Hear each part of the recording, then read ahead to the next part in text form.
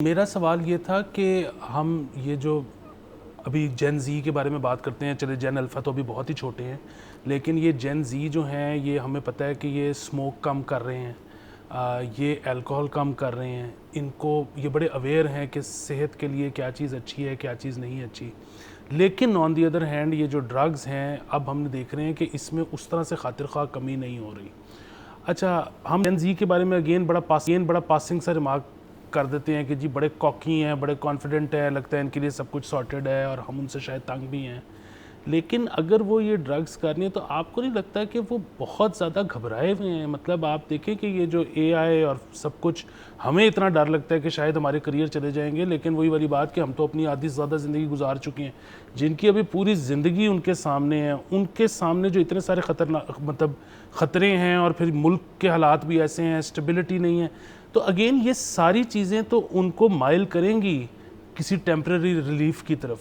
तो अगेन सिर्फ बच्चा, सिर्फ उसके माँ बाप कुछ कर सकते हैं, या ये पूरी रियासत जब तक सारे मामलात को नहीं देखेगी इवेंचुअली हम इस पर काबू नहीं पा सकेंगे? आपने बड़ा दुरुस्त निशानदेही की, लेकिन मैं ये समझता हूँ कि इसमें रिस्पॉन्सिबिलिटी पेरेंट्स के साथ सोसाइटी के साथ कम्युनिटी डेवलपमेंट से निकल के इंस्टीट्यूशंस जहाँ पे वो तालीम हासिल कर रहे हैं वहाँ पे भी, जिस वक्त हम, आपने दुरुस्त बात की कि जिस वक्त हम कोई ऐसी एक्टिविटी जनरेट नहीं करेंगे कि जो रिलीफ ओरिएंटेड हो, आइदर वो स्पोर्ट्स है, आइदर वो जो आपके जिम्स हैं, वो जिम की एक्टिविटी इंस्टीट्यूशन में भी हो सकती है, आर्ट्स क्राफ्ट, वो आर्ट्स या क्राफ्ट की तरफ आ सकते हैं। सेकेंडली लिटरेचर जो है, आप तहजीब, अब मैं अभी भी ये बात कहूँगा, बेशक एआई का दौर आ गया हो, जो भी आ गया हो, मुख्तलिफ ममालिक जो हैं वो अपनी ट्रेडिशन जो हैं उससे पीछे नहीं हटे। जापान आज भी जितनी मर्जी तरक्की कर ले, उसकी सड़कों के ऊपर उसकी तहजीब जो है वो आपको वीकेंड पे नज़र आएगी। कोलंबिया जितना मर्जी देख लें, आप देख लें कि हफ्ते के बाद एक नाइट में उन लोगों ने सारे प्रोटोकॉल वगैरह छोड़ छाड़ के एक जगह इकट्ठे ज़रूर होना है, तो एक जगह मिलना है, एक दूसरे के साथ गपशप लगानी है, रिलैक्स होना है, आपने एक्सरसाइजेस करनी है, उनके जिम आबाद हैं। फिर उसके बाद जो है आप उनके स्कूल्स जो हैं उनके अंदर मल्टीपल किस्म की एक्टिविटीज़ हो रही हैं।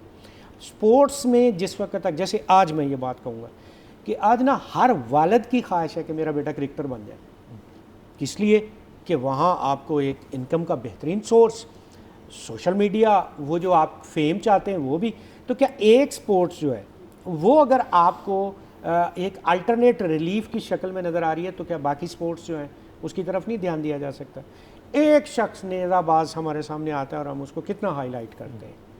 मैं कहता हूँ इस तरह की जो एक्टिविटीज़ है, इस कल्चर को जब तक हम प्रमोट नहीं करते, हम डॉक्टर साहब सारी रिलीफ की तरफ नहीं सारी की बात काट रहा हूँ, 5-5 मरले के स्कूल हैं, क्रिकेट भी कौन सी रह गई, ख़त्म हो गई क्रिकेट। आप दुरुस्त कहते हैं। मैं यहाँ पे फिर वही चीज़ कहूँगा कि जिस वक्त जो है वो हम एक स्पेसिफिक मोडस ऑपरेंडी नहीं बनाते, हम एक स्पेसिफिक, खा वो इंस्टीट्यूशन है, अगर पूरी दुनिया में देखें तो वो पर्पस बेस्ड बिल्डिंग है ना, घरों के अंदर स्कूल नहीं खुलेंगे।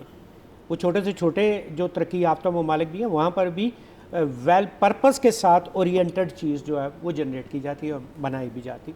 हमारे स्कूल्स क्यों जो है वो, किसी स्कूल का लाइसेंस ही नहीं अप्रूव होना चाहिए जब तक कि उसके पास जो है वो लॉन ना हो, उसके पास अगर जो है वो किसी तरह की स्पोर्ट्स एक्टिविटी, और उसके अंदर अगर जिम नहीं है तो, और वो जिम डे टाइम में कम से कम अगर 6 घंटे का स्कूल हो रहा है, 4 घंटे का स्कूल हो रहा है, तो उसमें 15 से 20 मिनट की जिम एक्टिविटी होनी चाहिए।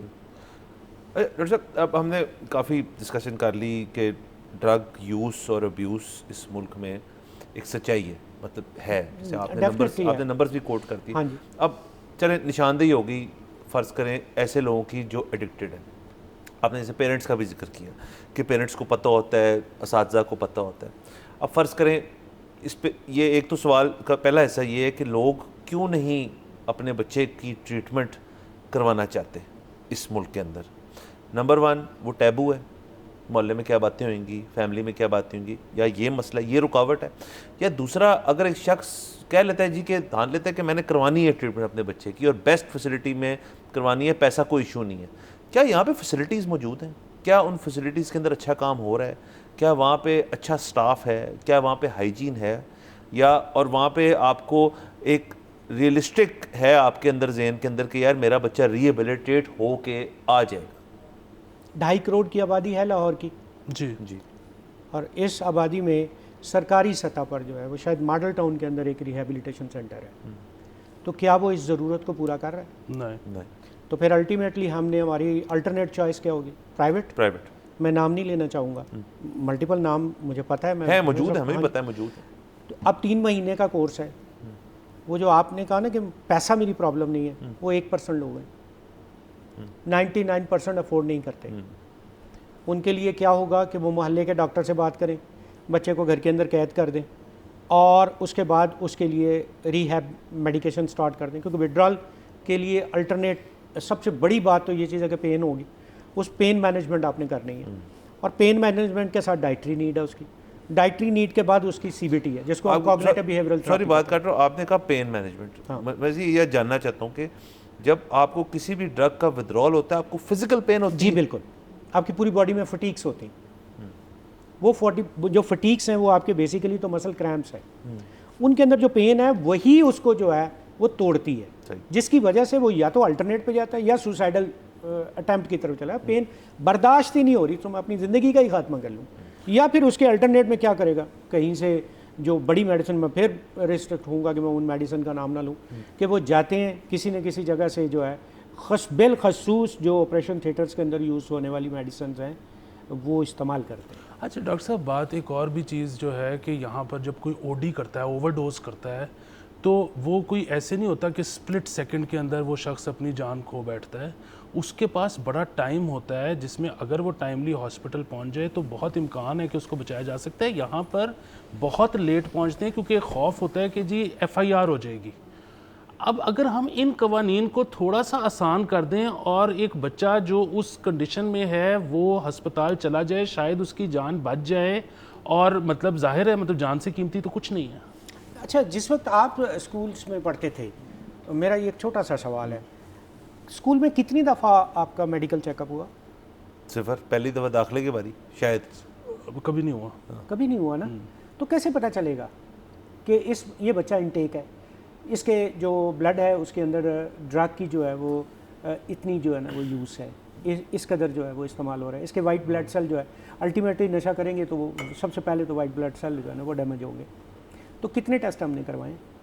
क्या ये भी रियासत की तरफ से नहीं हो सकता कि इंस्टीट्यूशंस जो हैं वो बाकायदा तौर पर जो है वो हर 2 महीने के बाद, 3 महीने के बाद, चले 3 महीने के बाद भी करेंगे तो तब भी जो है वो डोप टेस्ट जो है वो आपको सामने ले आएगा कि भाई इस इंस्टीट्यूशन का, इस कॉलेज का, इस यूनिवर्सिटी का, इस बच्चे के जो ब्लड के एनालिसिस हैं वो ये, और वहीं से आप उसके बाद अगली बात है FIR की बात तो तब आती है जिस वक्त वो बाकायदा तौर पर पकड़ा जाता है, और वो पकड़ा कब जाता है?